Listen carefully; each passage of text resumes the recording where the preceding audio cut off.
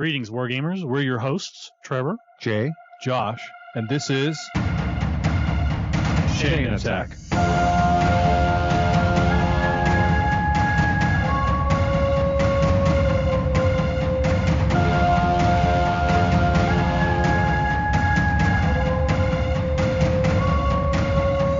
Chain Attack is sponsored by Discount Games Incorporated. Discount Games Incorporated specializes in customer service, low prices, and prompt shipping. You can find our web store at www.discountgamesinc.com.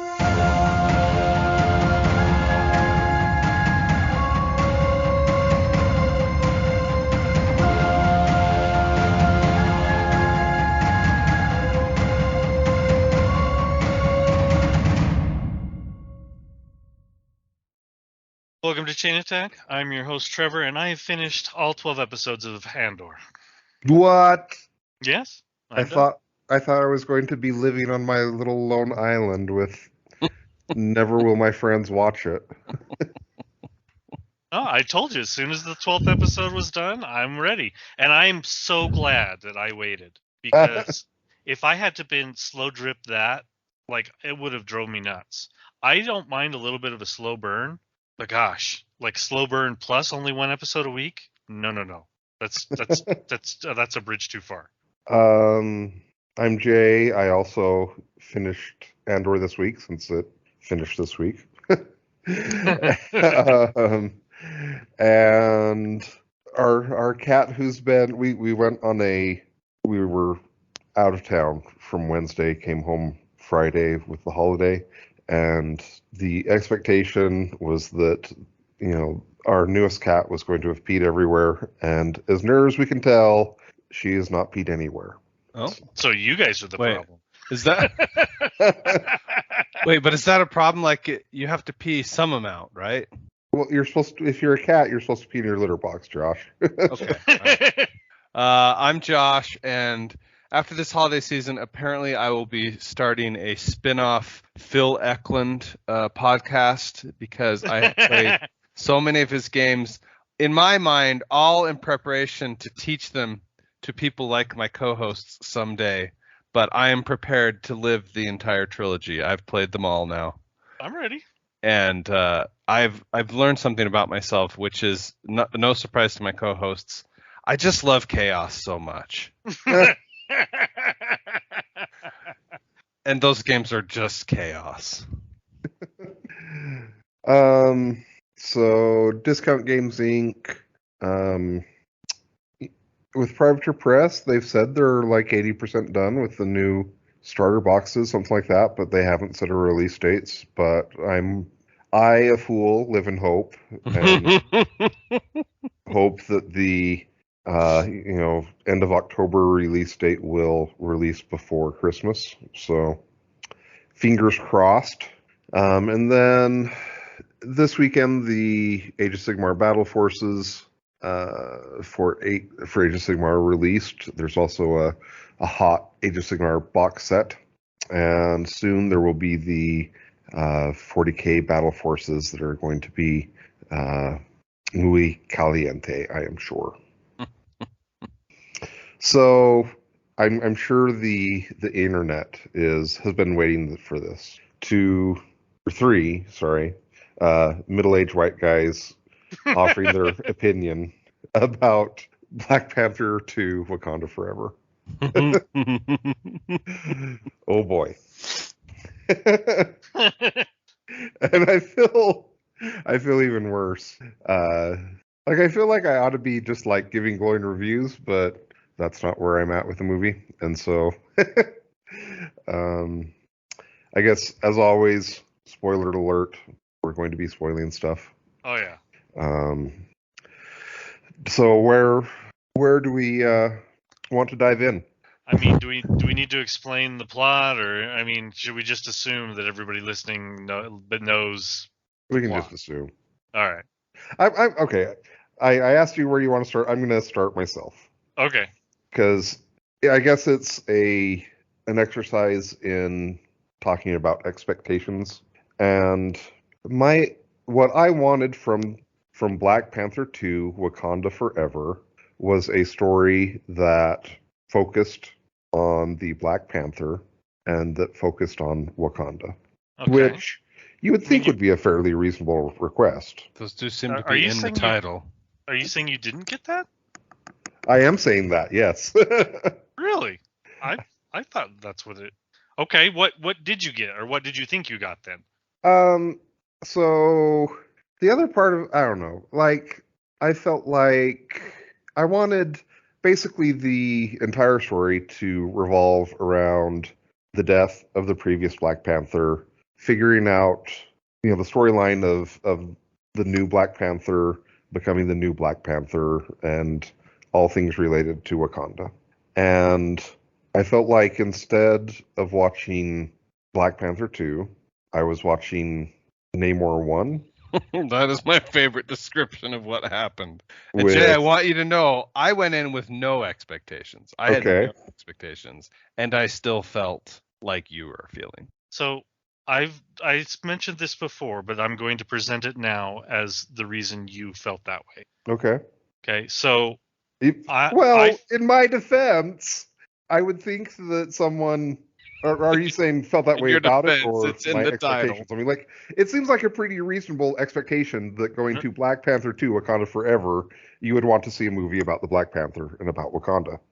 no, hold on. I'm just going to throw Hold that on. out in the universe. Yeah, I understand. But what I'm saying is that the reason you felt it was Namor 1 was because this is my premise is that Letitia Wright cannot hold a movie.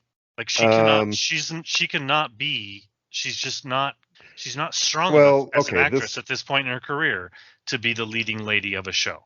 Like, and what makes it worse is that everyone around her can. Like, Yeah, I was going to say, because I didn't even feel like she was the Holy lead. cow. Because Angela Bassett, like, overshadows her so strongly. And then you go to, like, the people who play Okoye and Nakia and Baku, they all overshadow her. Like, the worst part is then she runs into Ironheart, and Dominique Thorne also overshadows her. Like, she is overshadowed by the entire cast as just not someone who can hold the charisma of a leading lady. I mean, it doesn't become any more obvious than when she's on screen with Angela Bassett.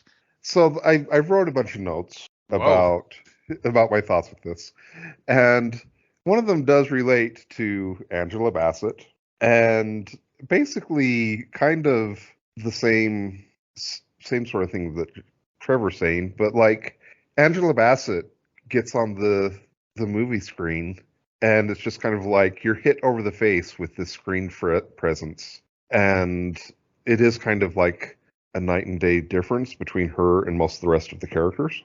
I think some of the other actors can hold a candle to her, but certainly she's a big name to begin with, and she's very good.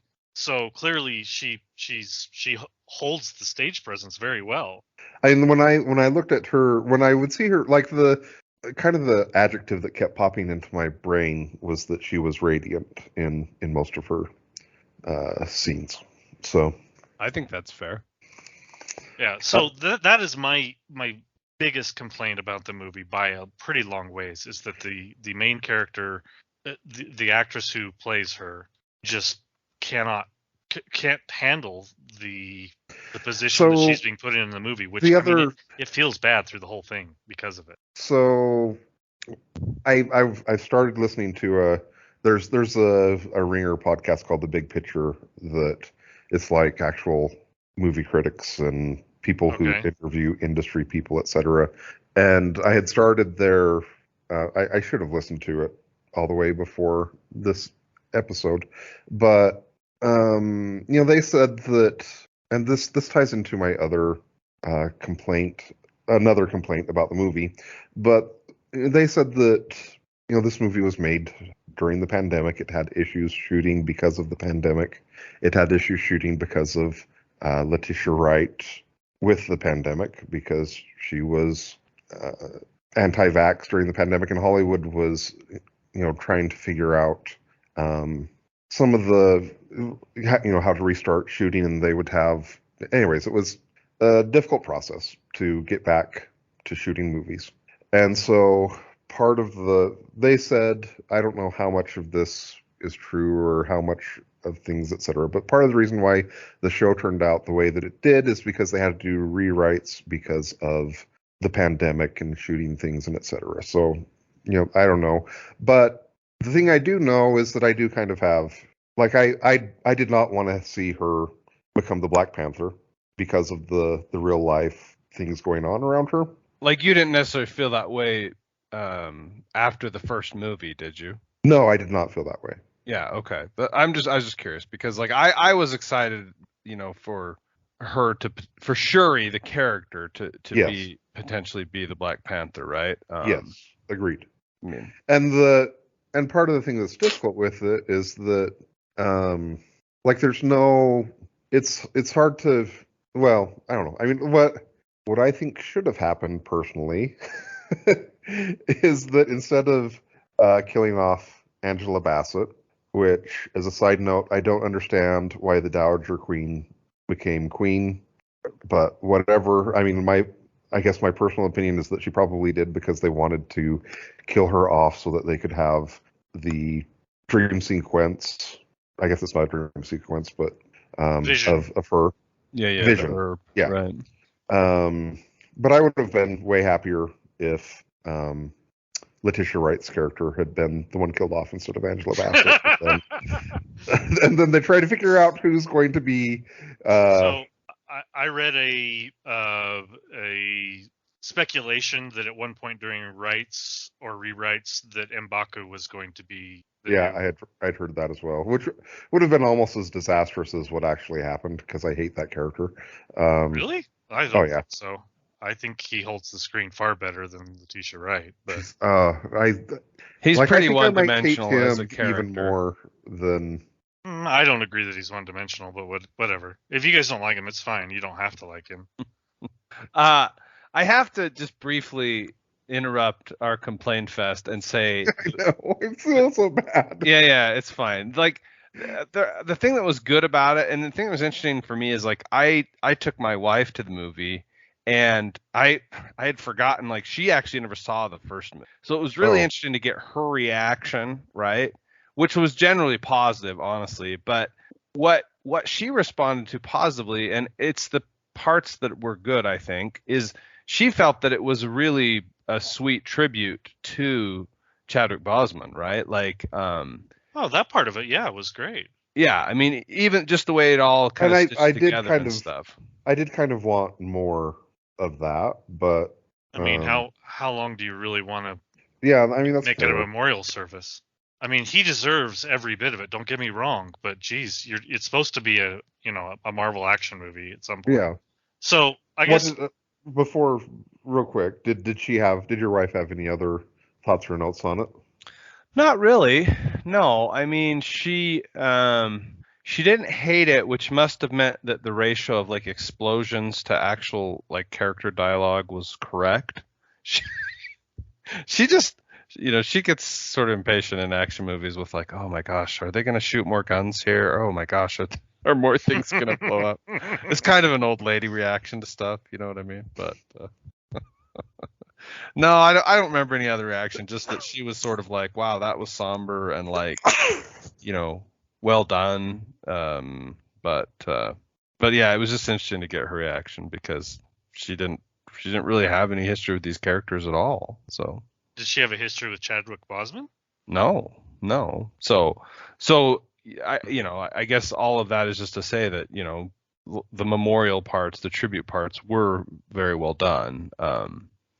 But yeah, it's interesting. So my discussion with my younger brother was fascinating to me because I was basically reacting more or less like Jay, and not even for your reasons, Jay. Like, I didn't even know all the kind of, like, sordid history, right? Sure. But I just felt like it was lacking, right? And it was like part of the issue for me too is I'm like, actually here again is the good thing I'm going to say. Clearly I've been watching Ted Lasso lately, right? But, like, the work that they did and what they accomplished with a character for whom I have less than zero interest was remarkable. And that's Namor. I mean, I'm like, wow, they did a really good job with this origin story, and like, kind of made him a pretty interesting villain slash, according to my brother, he's an anti-hero, and I'm like, whatever.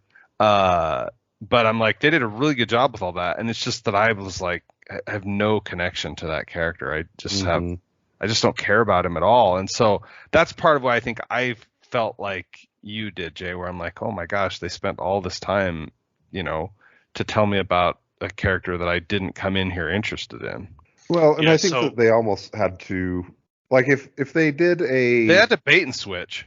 yeah, a little bit. I mean, like, if they actually did, like, okay, we're coming out with Namor 1, it's going to be the least attended MCU movie ever. Yeah, that's true. You're 100% right. You think so? You think enough people hate Namor to? It's not Like, hate. Like, I don't hate him. I just have like no interest in him at Yeah, all. no one cares. Like, I- I mean, he's worse than Aquaman in terms of interest. Like, not in terms of like, oh, I hate him. Like, I'm just like, No, they're equally bad. yeah, I know Namor better than Aquaman because I'm a Marvel guy, but I've always thought the character was completely uninteresting. The Atlantis trope is way, way overdone. Like, I had zero interest in Namor, and I paid very little attention coming into this movie because I try to at this point. I don't want spoilers. smart. And so I had no clue, and I was blown away. I'm like, well, this is great. This is not the same tropes. This is something completely new and different. Yeah. And I was the same way as you. I had negative interest in Namor, and I didn't know that Namor was going to be in this show. I didn't think, or maybe I kind of knew that he might be, introduced at some point. I kind of expected it to be. Maybe I was more like Jay. I expected this to be all about Black Panther, and at the very, very end, hey, we're introducing Namor. And that's not what I got or whatever. But it didn't bother me. But yeah, I was like, this is way better of an origin story for Namor. And then at the end, I as I mentioned in our chat, same thing. Like, I still don't have any interest in Namor. Like, the interest is still negative.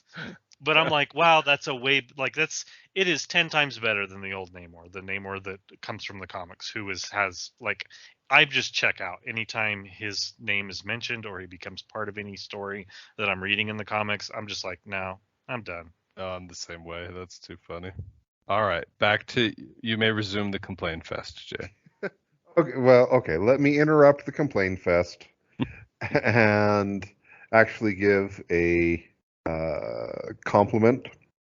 So, I guess the one thing I will say about it is that I felt like we have unfortunately had a little bit of a streak where I felt like the Marvel movies have not looked as good as I would have liked. Yeah, like there was some sort of general disappointment with Phase 4, right? I mean, Yeah, well, and it felt like it culminated in Thor 4, and Thor 4 had a ton of CGI, and then it also it had kind of the bad look of, I think it was Taika Waititi, and I think maybe I can't remember who the other person was. I think it was maybe Valkyrie, but they were like watching a scene, and then commenting on it to the viewers, and I think this was with like Vanity Fair or something, and Taika starts joking about how bad the CGI looks in the movie, and he wasn't wrong. But on the other hand, like, he's the director of this movie, it's kind of on you, dude. So I don't know that it is. I think he was probably Yeah, maybe restrained he probably had, he had directive control, but he didn't have Sure. budget control, and certainly not control of their CGI department at But- Disney. I do feel like the visual impact of this movie is fantastic. Yeah, that's fair.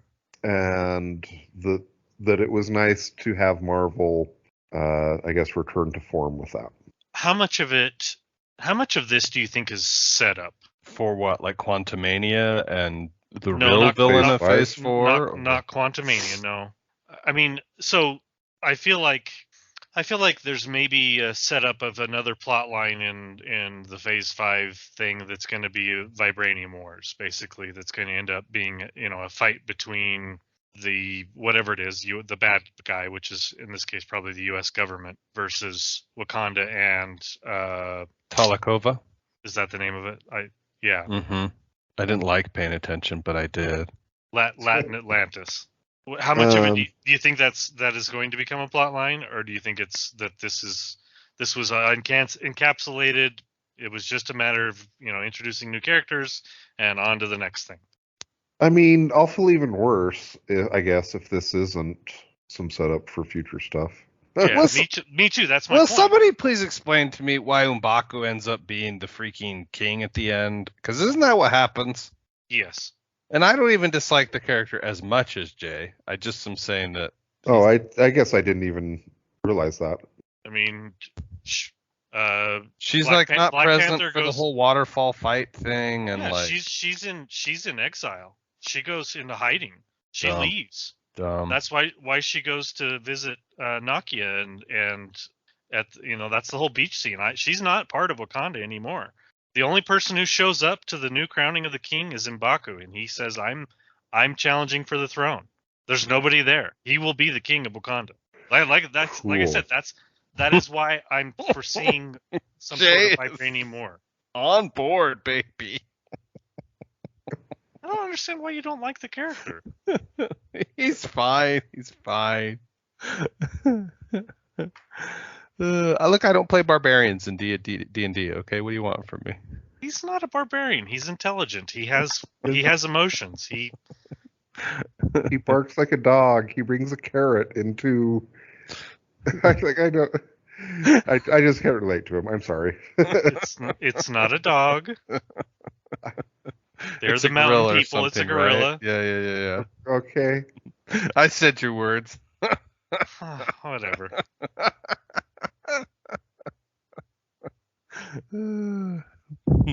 Anyway, I don't. Why is she in exile? I guess is I didn't understand that. I think because she doesn't want the crown. Okay, so this was a self-imposed exile. She chose. I believe so, and maybe I misread it, but that's kind of the impression I got at the end of it. She had exiled herself to deal with the loss of her mother and her brother. Yeah. Go ahead. I was just gonna say, if this movie had come out in Phase 1, I probably would have loved it. And maybe this is just the escalating problem of having this many movies in a series. And like expectations, expectation creep, essentially. Yeah, I mean, at this point feels very formulaic. I was hoping for something more, and I will be okay with it if it is set up. If it is not, if this was all we're gonna get, and there's no setup that rolls into something bigger, then I'll be very disappointed. Okay, I have some other questions then for Okay. my co-hosts who pay better attention to stuff. Tell me why I'm supposed to care about Val, and maybe this is part of your setup question, Trevor. Val, who's Val? Oh, good. See, I had to look her up. Whatever I forgot the Julia Louis-Dreyfus plays.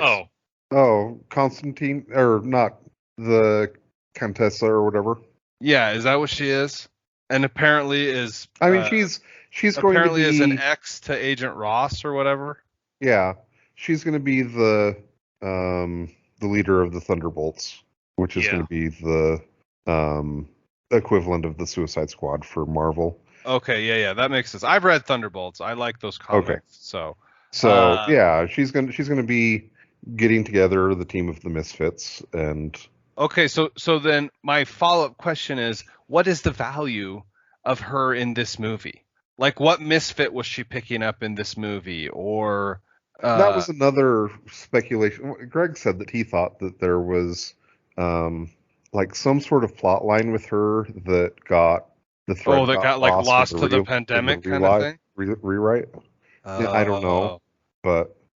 I got the feeling that it was just an introduction. So we saw her before in Falcon and the Winter Soldier. And she was much better in that. And we series saw her in Black Widow as well? Question mark. Yes. I don't remember that, but yes, that's probably true. No, we saw a Black Widow end credit scene somewhere else.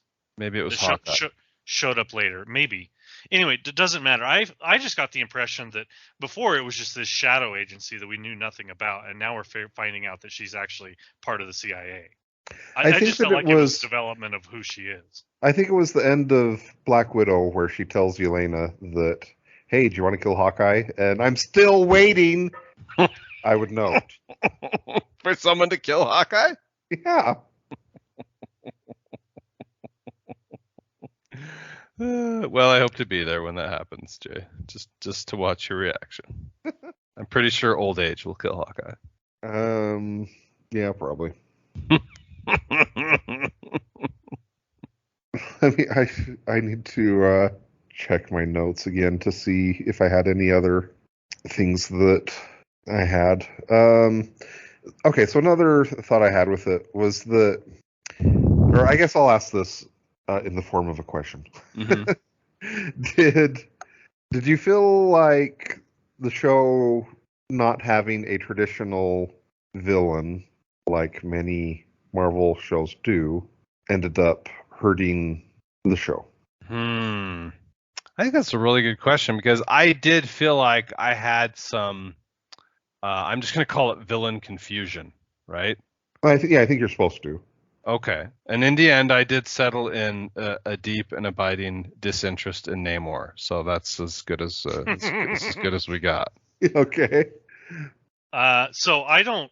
I mean, I guess I prescribe to the original or the old school literary sense of you can have man versus many different things. You don't have to have a traditional villain to make a good story. And I never felt the issue here.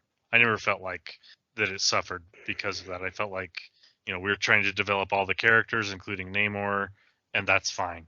I felt that I guess a this is traditional maybe. man versus man, both are trying to do the right thing. I guess this is maybe another me wanting something too simplistic, or I don't know. But I think I would have liked it better if there was like a traditional villain for the new Black Panther to have to confront and have a big final fight with, and et cetera, et cetera. But I guess I'm a simple man. It would have. You're not completely wrong. I mean, imagine a movie where there was a third player, Yes. an actual villain, and that Namor and Black Panther teamed up at the end rather than fighting each other. I think feel like that that's what becomes a I better feel like movie. that's what comic books have sort of raised me to expect. Is that the two good sides? Yeah, that there will team be up this in the end? disagreement. They have a little brawl at some point, but then they team up and they Yeah. never did here at the Yeah, end. That's true. I can admit that's probably makes this show way better if that happens.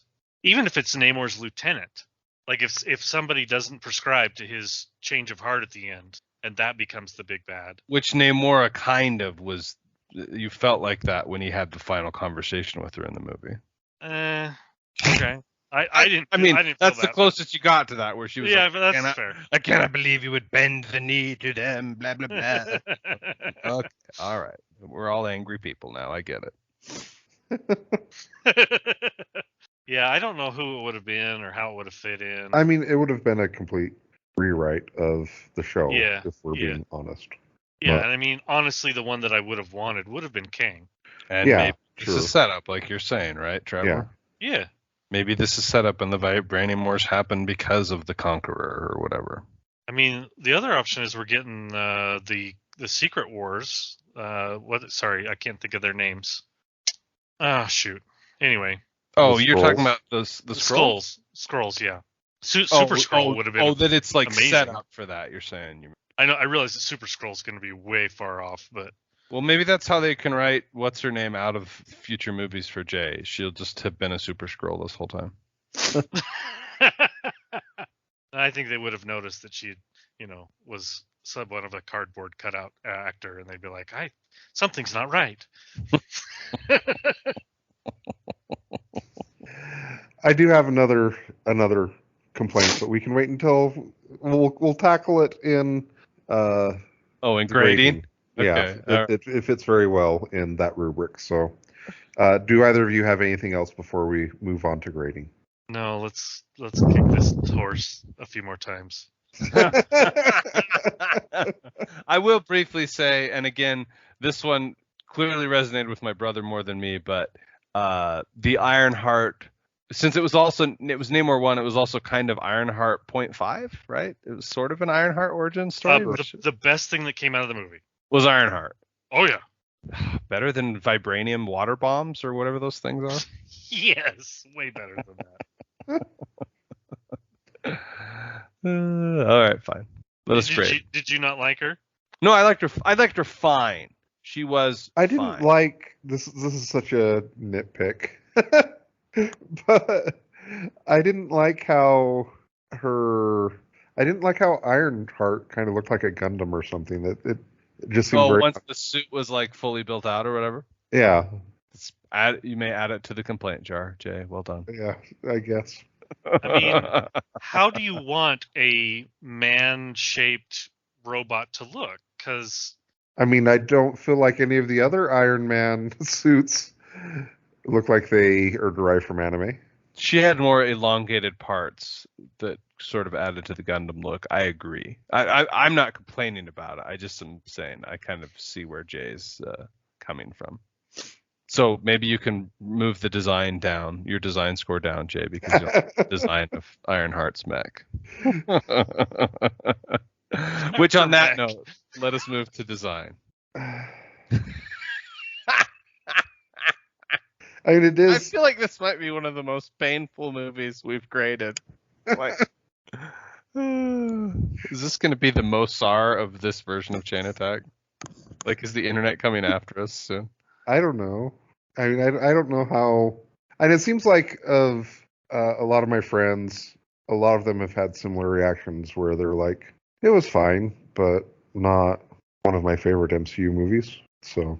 Yeah, I mean, part of the issue that we are having is just the expectation level that we have for Marvel at this point. Yeah, I mean, part of the issue is that it just doesn't stand up to its predecessor hardly at all, right? I mean, and another complaint that one of my, I'm curious if you guys feel that this is accurate, but one of my friends said that he felt like it was Black Panther. The Black Panther 2 was Black Panther 1 with a different civilization. Was rather than the U.S. potentially exploiting Wakanda, it was the Talakova, Namor's people or whatever. Yeah. That it was, Wakanda was the discovered country in. In one. In Black Panther 1 and in Black Panther 2. And the underwater society is the discovered country. Yes, and that is, essentially the beats of each show. Well, it's a clever take on it.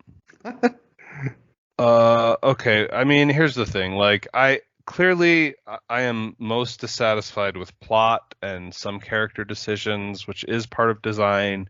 To Jay's earlier point, I think that the set designs and the CGI and stuff are pretty strong. Other than, I'm here to say I'm with Okoye.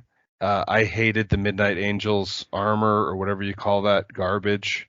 Yeah, that stuff looked weird and dumb, and I just didn't like it. Who was that and which armor? The Okoye, the stuff that Shuri had been building, the kind of like fisheye looking thing or whatever. To be fair though, that is a very faithful recreation of what it looks like in the comics. That's probably true, yeah. But I also don't think I like it in the comics. So. Yeah, it's awful in the comics too. Yeah. And also, I missed out on this minor complaint point. How they treated Okoye in this movie was a straight up travesty.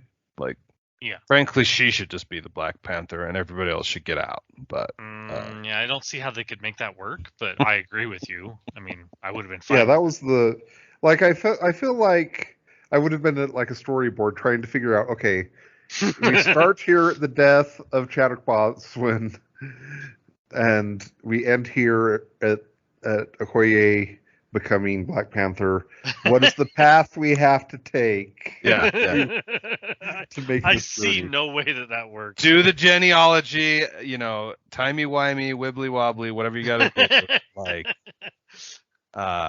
anyway, I did not appreciate the treatment of her in the plot. I didn't feel like it added, and anyway, I just felt like it was unnecessary. So all that being said, I'm not going to give it an average score, but I'm only going to give it a barely above average score in design. I think it's a 6 for me, and that's because of, for me, it's just some of the, maybe it is expectations, but I didn't have any, and so they're just some disappointments for me. Yeah, I mean, this feels like they phoned it in. Formulaic all the way to the end. Yeah, I don't know. It just, it feels at best average, and I'm saying that as not just as I wish it were average Marvel. It is average movie fare. Oh, and so your number, Trevor, is it a 5?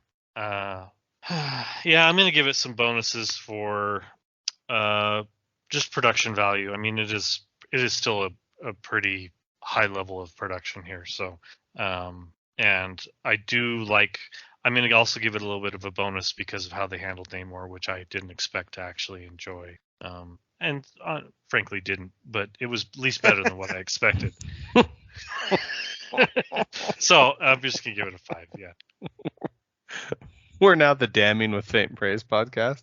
Jay, share your number, I'll go with friendo. a 6. All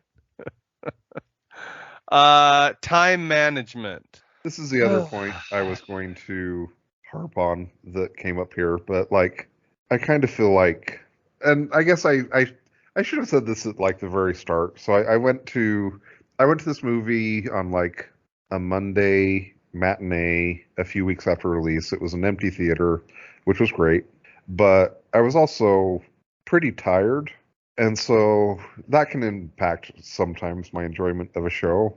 Oh, sure. But there were times where I felt like they just failed with time management.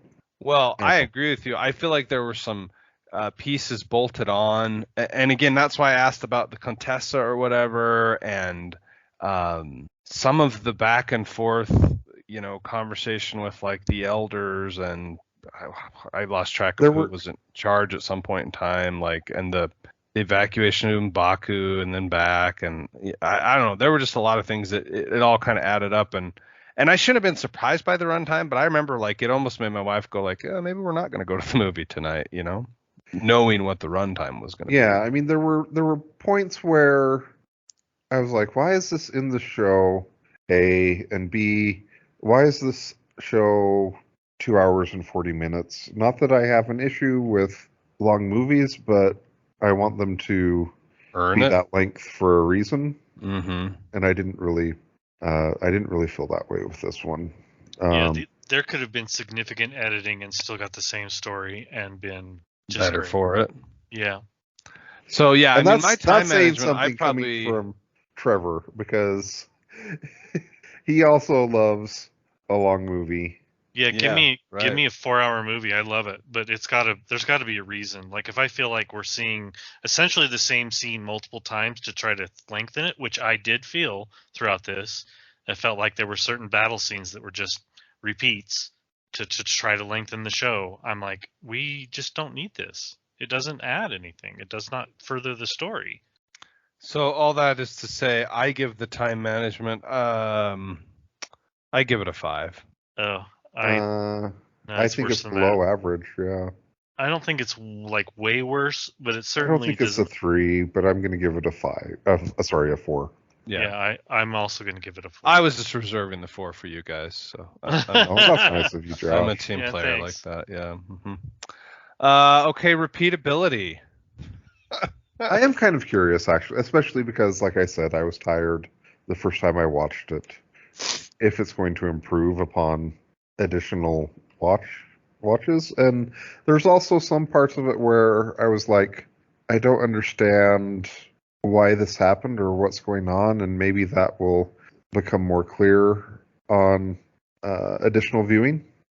So I'm hopeful that I will enjoy it more on additional rewatches, but I guess we'll see. I'm not sure what that number even is then. Sure. Jay's I'm- what's the number for a pity rewatch desire? I'm afraid that when I rewatch this, it's got like It's all gonna of be the worse. things, all the things that I have started thinking about after watching it, and just like all the things that on recollection started to really bug me. Like now that they're like forefront in my mind, I'm afraid that they're going to be impossible to ignore. Yeah, because some of the surprises are gone, right? And like some of the plot sort of hinged on you being surprised, I think. For me, the repeatability is it's a 4. Like I didn't get to watch it with one of my daughters who I was looking forward to watching it with, and so I probably will watch it again with her. But I'm not like out there actively campaigning to do so. I have to rate my rewatchability based on the Marvel scale because I guarantee I will rewatch it probably at least twice more.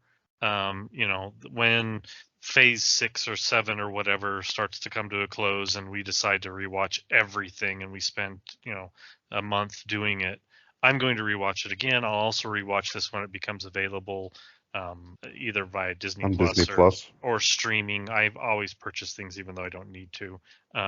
So I'll probably purchase this as well. I just see a situation where I'll watch it again before the rewatch, and then I'll watch it again on the rewatch. But on a Marvel scale, this is like a 2. Like I'll watch all the other things, including the Disney Plus series, before I rewatch this. Yeah. And I don't want to. I mean, it's not that bad. It's just not that good. It's just that the MCU has 50 movies in it, and so why are you going to come back to this one? Yeah, I mean, right. I honestly, I hate to say it, but I think I might have enjoyed Eternals more than I enjoyed this show. Oh, okay. That's a bridge too far even for me. That's dark. But Eternals is funnier. Okay. All right. I can see that.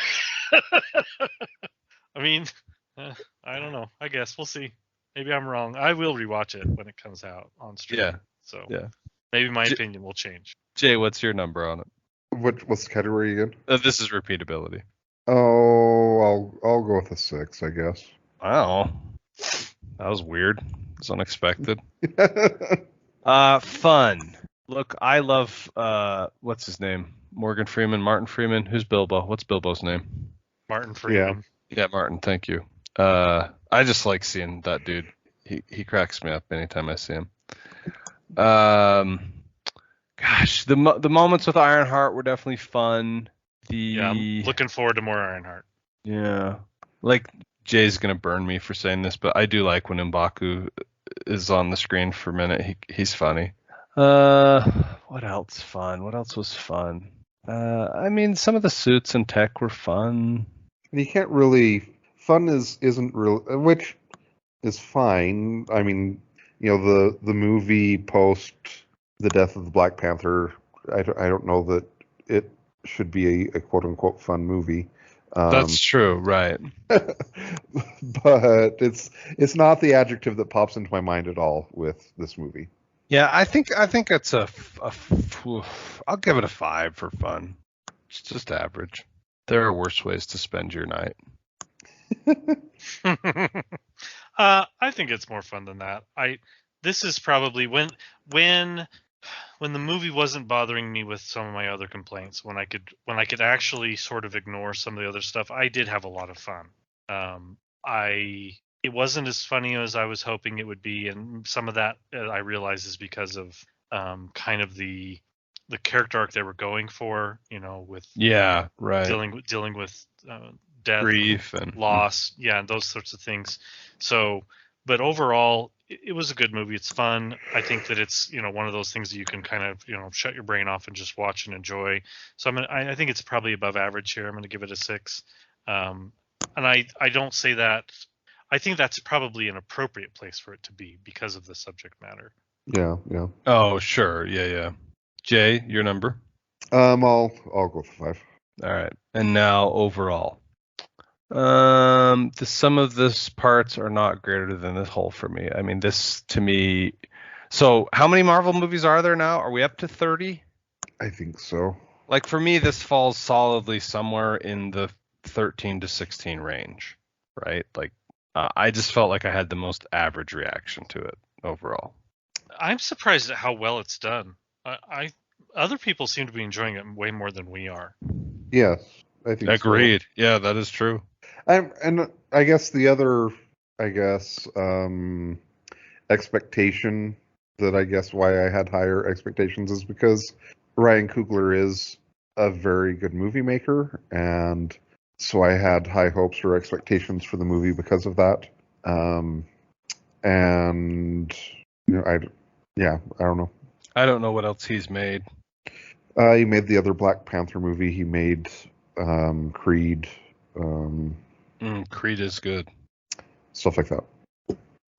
Yeah, I mean, I guess maybe part of the problem is I had such high expectations as well. So Yeah. Someone gonna throw out a number? Well, I threw out a 5, so let's hear yours, Trevor and Jay. I don't even remember what we're grading again.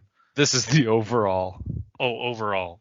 Yeah, I mean, so how much of this are we grading on the Marvel scale? Yeah, I think you're the too only one much. who faithfully adheres to the Marvel scale, so you 'Cause you can this is say below- you're doing that, and you're doing it. I'm agreeing with you that this is below average on the Marvel scale. So I agree that I felt like it doesn't make some of the faux pas of the really bad Marvel movies, but it certainly doesn't do any of the good things that the really good Marvel movies do. Mhm. It's below average. As far as a normal summer blockbuster, it's fine. I would say it's 6 range for like the movie scale, and more like the 4 range for the Marvel scale for me. Okay. I'll go with a 5. All right. Let's talk briefly then now about audience. Like, is there a type of Marvel fan that you don't take to see this movie, or a normal Marvel audience member that you don't take to see this movie? And I do kind of feel like That's my question. it's geared a little bit more towards, or I just feel like you're likely to a little bit older audience than normal for the normal MCU movie will probably enjoy it more. I don't think so. My youngest loved it. Like Interesting. there was enough action that he didn't care what was going on in the story. See, I can see your younger Marvel fans still enjoying it, and frankly, because of Ironheart. Like, she was funny. She's got heart. Like, see what I did there? I didn't mean to do that. Is it made of iron? Yeah. Yes, it is. So yeah, but I can see what you're saying. I mean, it is just it's a much more somber toned movie, and I think you have to take that into account when you decide who you're taking to see it. But that's good to hear kind of your impression, Trevor, that like your youngest, maybe some of that stuff just goes over his head. Like, Yeah, I mean, at the end of the day, he's just like, okay, somebody they were fighting, died, who cares? Some cool stuff happened, and there was guys in Gundam suits. Yeah, I mean, I think that at the end he was excited. It was a fun movie for him. Okay. I think honestly, the biggest issue for us is that we have such high expectations at this point. Like if we could be like, the small child again, we probably would have enjoyed it a lot more. So the audience should be people whose inner child they have not Has murdered. not. Yeah, makes sense. Probably way more truth to that than you know. I guess the final question here is it a go or no go? It is still a go for me. Still a go. Yeah. It's a Marvel go. We have not given up on the MCU yet. We have not grown weary of the MCU yet. It's true. Yeah, I'm still the target audience. it's true. Yeah, my only hope is that it's all set up for something more. If you ask me 5 years down the road to rate all the films, which I'm sure we'll do, and this film does not deliver on the setup, and I feel like I've said that about films before. I don't remember which one. If it doesn't deliver, I'm going to look back on it even worse. I'm going to look at it, and say I hate it even more now, knowing what I know now. All right. Well, let us know all the ways that our opinions are bad. I look forward to it. And I sincerely hope that all of you enjoyed it more than we did.